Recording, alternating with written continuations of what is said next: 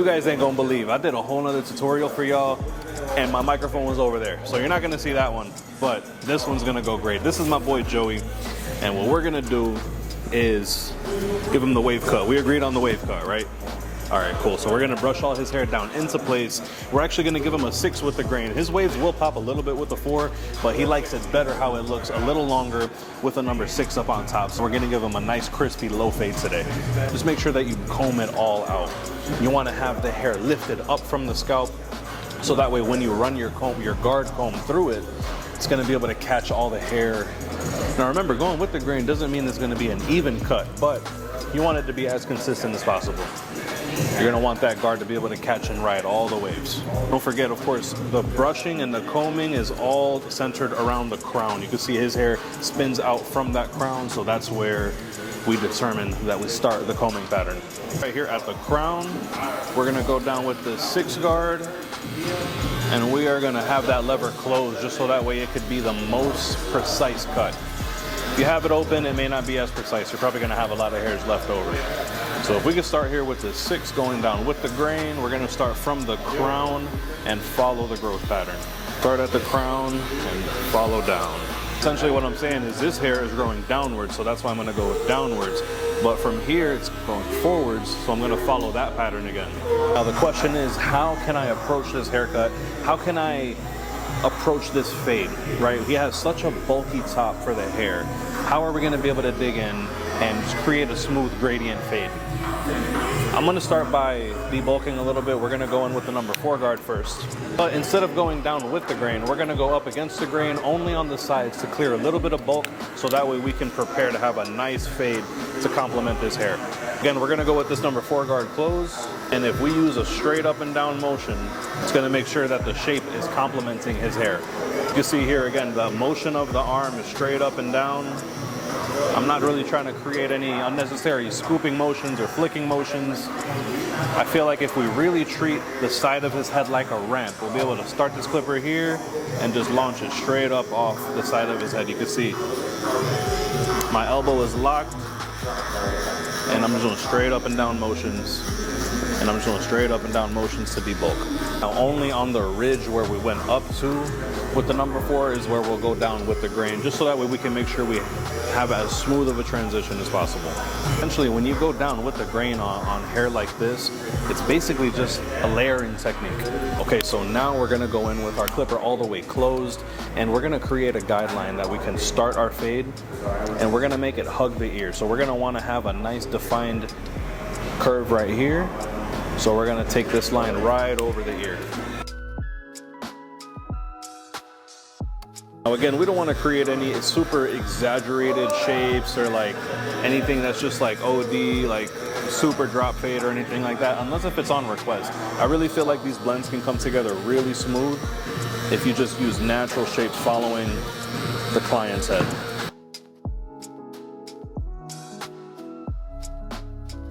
So we're looking good. I like how all this came together. Our next guideline, we're gonna go about 1 inch up with the half guard closed. The reason that I like to go in with the half guard is because, you know, I'm thinking ahead the whole time, right? What is gonna be the easiest step for me to blend out? If I go in with this half guard closed, now I know that it'll be super easy to blend this out with no guard, right? Because there's nothing that is shorter than the no guard. There's nothing that's shorter than the half guard closed. You just have to take the guard off and do a little bit of lever play and you're good to go. So let's go ahead and give ourselves a decent amount of space here with this 0 guard close.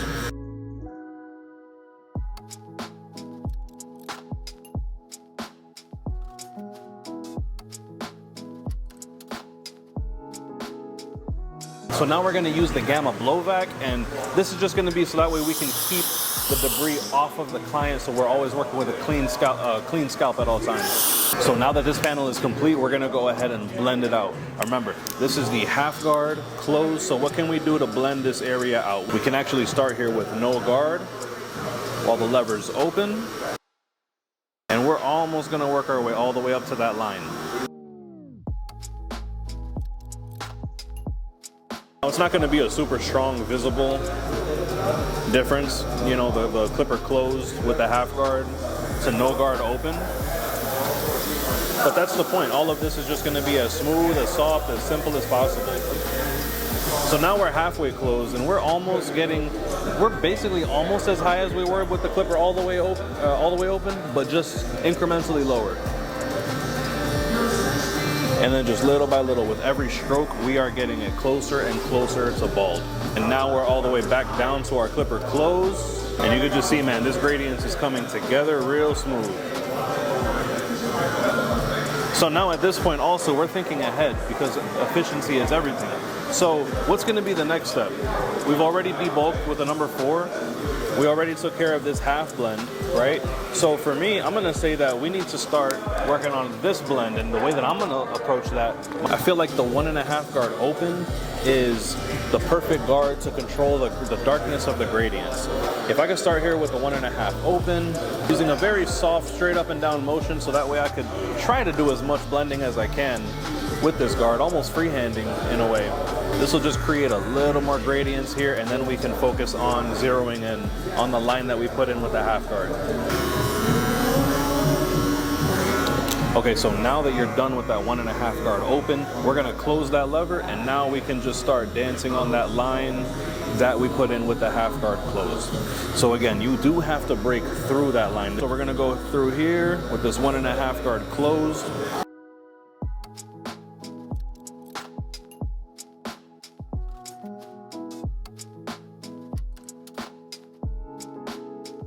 And if we continue to work our way down, I'm gonna try to go in straight here with the half guard open. If I need to go in with the 1 guard, I will, but let's see if we can get this done straight with the with the half guard open.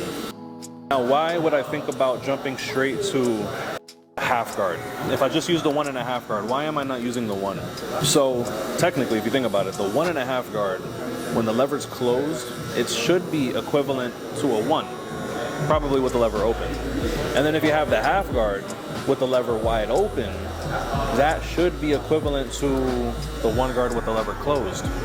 So if that's the only area that you have to finesse, is just that little area in between the 1 guard, then it should be possible, if you have the right hand, if you've trained your hand correctly, that you should be able to skip that guard. I'm not saying get rid of it, I'm not saying throw it away, but I'm saying maybe, just maybe, it can help you become a little bit more efficient if you learn how to skip a guard here and there.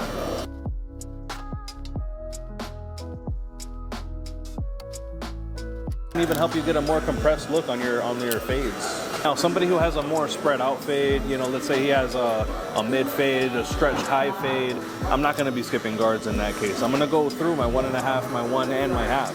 But for looks that are more compressed like this, like a low fade, or tapers like you saw in my last video, we can compress it a little bit. You know who got really well known for doing that, that method where you only use the 1.5 and the half was on Instagram. His name is TitoCutsTampaBay. And bro, like his videos, his exact steps are a little hard for me to follow. So I can't really say that this is the Chooch system, but he did inspire the idea.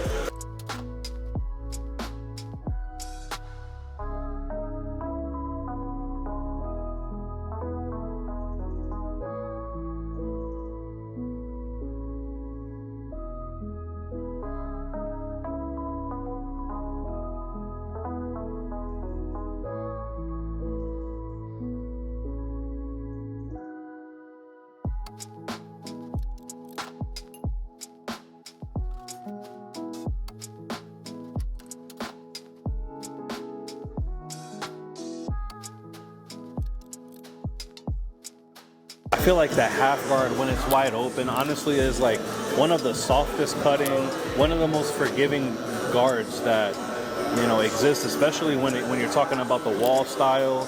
You know, in this case, this is the Gamma tight guard that we're using.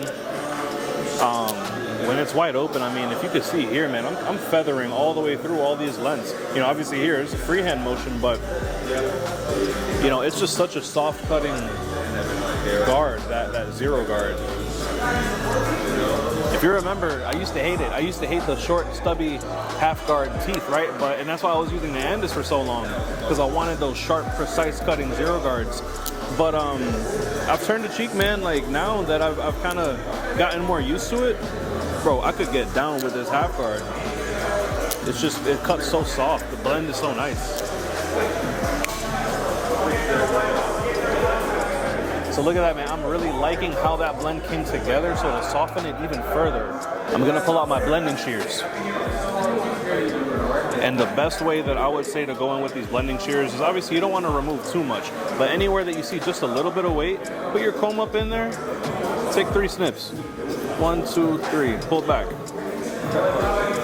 And then slowly watch all this. 1, 2, 3. Slowly watch all of this come together. So a few things to keep in mind when you are using, especially when you're using the blending shears, be careful, man. The ear skin is so tender.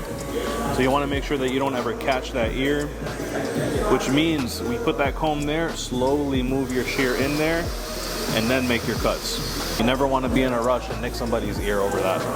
That's painful, man. There's a lot of nerve endings in there.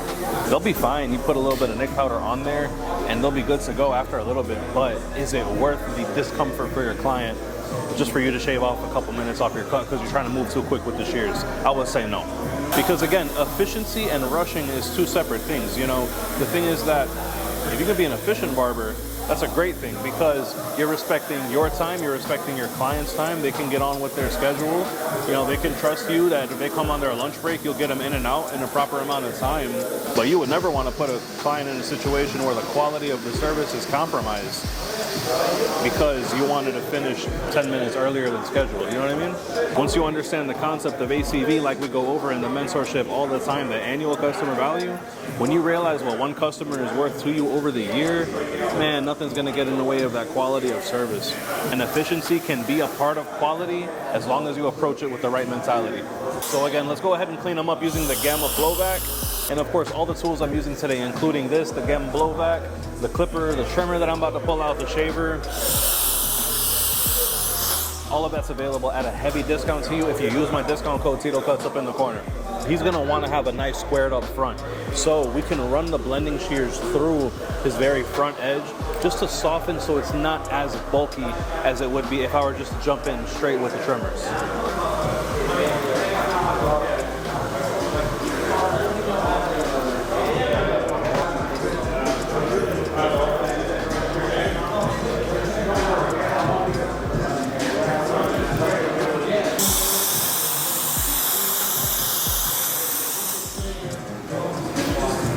So y'all can see how it definitely laid down the hair a good bit, reduced the bulk, so now it's ready just to jump in straight with those punchers.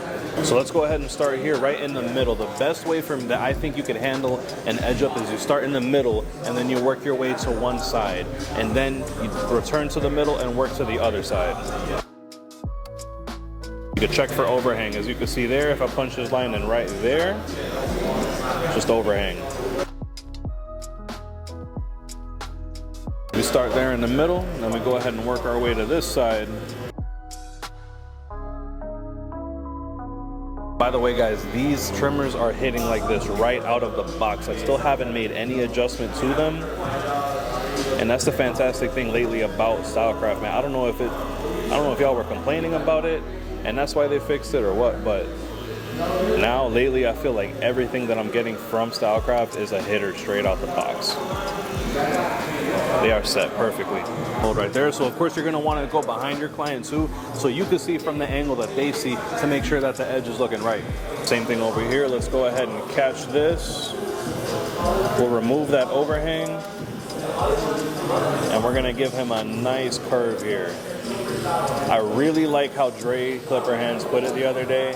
He said, we need to stop calling this thing a C-cup. It's not a bra size, you know what I mean? So we're gonna go ahead and punch in this curve here. Give him a nice hook. Sometimes I feel like that's the best technique right there. You punch that line in and then drag it down. Because sometimes if you turn that clipper to the side and you keep chasing that line, man, you're gonna end up just with a big mess. You know, comb through and whatever hairs come loose, now you can go ahead and attack those. But I don't like punching in the line directly first, hitting it vertically. We're gonna turn them over this way and we're gonna do the same process over again. Of course, we're gonna make a reference here, looking at the very front of his face. I'm gonna look at the corners. I'll make a mental note of where his corner should be, and I'll make that initial cut.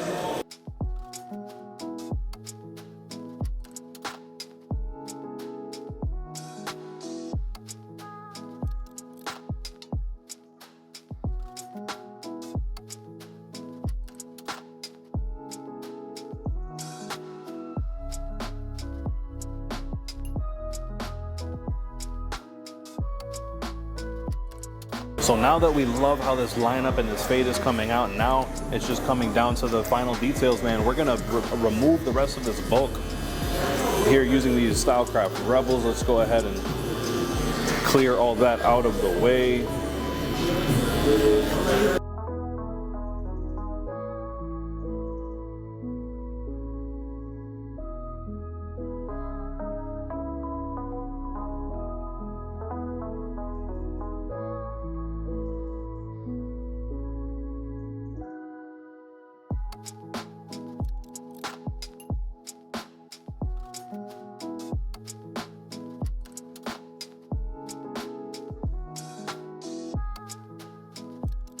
We're gonna go ahead and go in with these Gamma Boosteds, man. We're just gonna go ahead and polish out the very bottom of this fade, especially when it comes over the ear.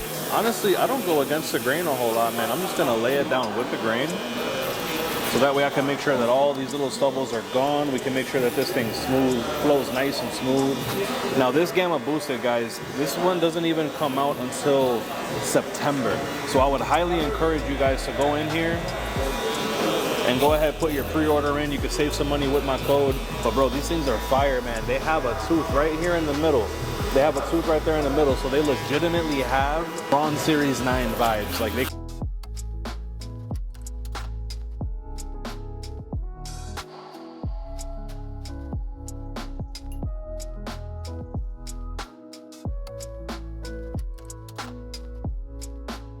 make sure you comb through a couple times because there's always going to be leftover hairs. So that could be a big mistake, right? If you just go through and do the lineup one time and you don't go back and comb through, your client's going to be disappointed when they get home after that first shower and they see all these hairs hanging over their lineup. Even though no matter how proud you are of how that lineup looks, man, you can't do it, bro. They're not going to preserve that cut that you just did. They're going to have to wash it. They're going to have to comb through it when they get home. They're going to brush pretty heavy, so it's definitely our responsibility to make sure that that edge is crispy, no matter how many times they comb it.